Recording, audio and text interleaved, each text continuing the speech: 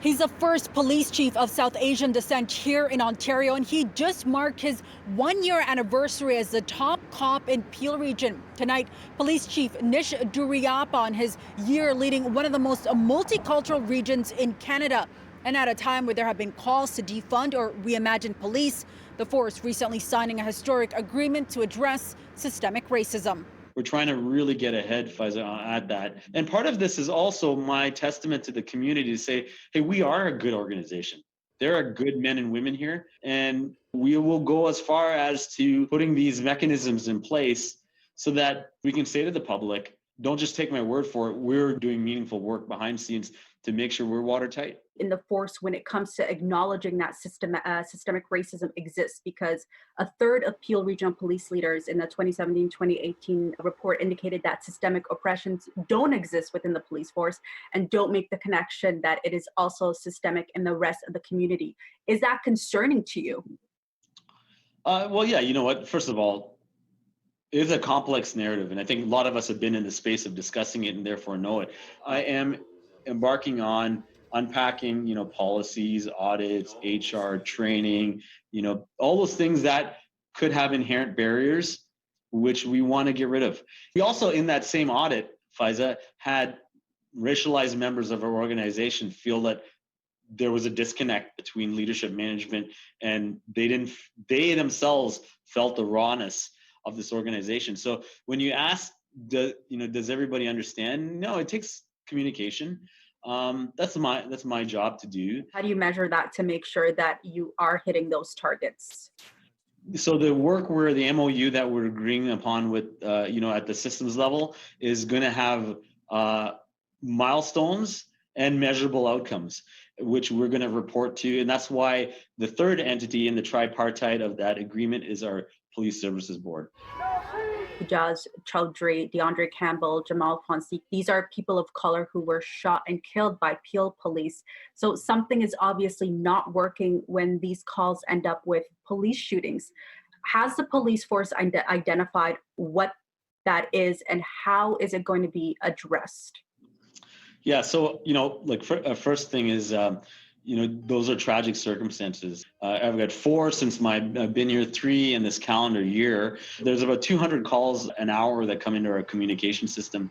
We apprehend an average 18 individuals a day under the Mental Health Act and go to hundreds of mental health calls a day, which are resolved with connecting persons to services, getting them the help they need.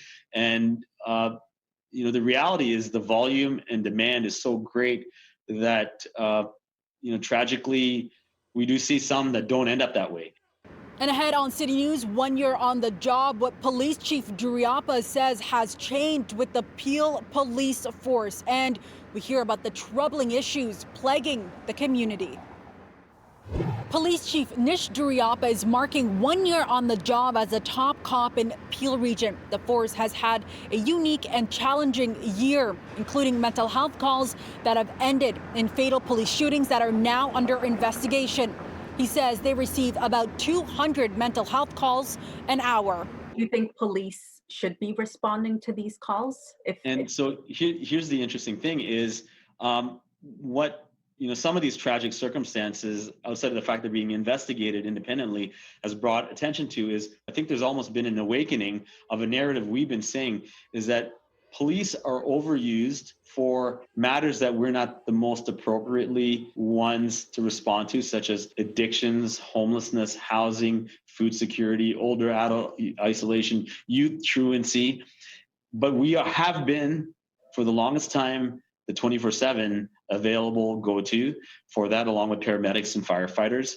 And we've got amazing people. Would you support reallocating that funding so perhaps a community group could respond to these calls? Could you imagine Peel Police Service no longer responding to mental health calls? Yeah, so here's the thing is, strengthening, investing in other systems absolutely has to happen. And we still have, an airport to police, 1.4 million, 36 road fatalities. We've never had that. Gun and gang violence, human trafficking. Still somebody here who has their house broken into sometimes has to wait a day for an officer to respond.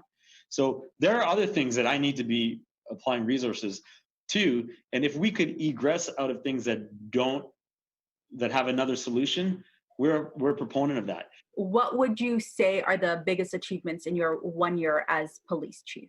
Well, first of all, none of them are achievements, Faiza, because we're all stewards of this organization for the needs of the community. The first is we have gone through an unprecedented fundamental change in this organization.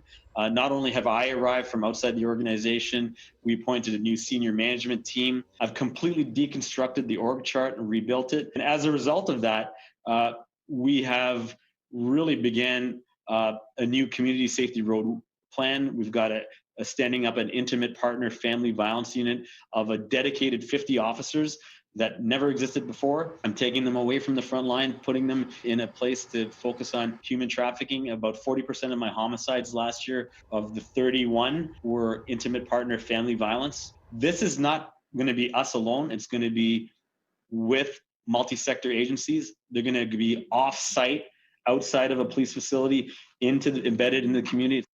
Now, we spoke with Chief Duraiappah for about 20 minutes. To watch the whole interview, you can head to our website, citynews.ca. For City News, I'm Faiza Amin.